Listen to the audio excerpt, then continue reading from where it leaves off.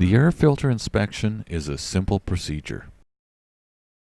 The Ural motorcycle uses a K&N air filter, which is rated as requiring cleaning only after 50 to 100,000 miles on street-driven applications and never needing replacement during the life of your motorcycle. The most attention your air filter should require is tapping the element to dislodge any large embedded dirt particles, and then a gentle brushing with a soft bristle brush.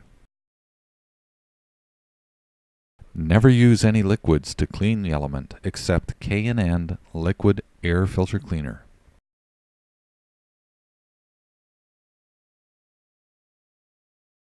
Never clean or dry the element with compressed air, as this will only blow holes in the element.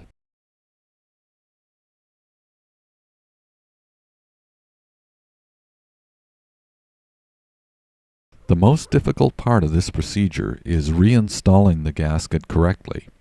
If it's replaced with a hole in the wrong position, the airflow to the engine will be blocked.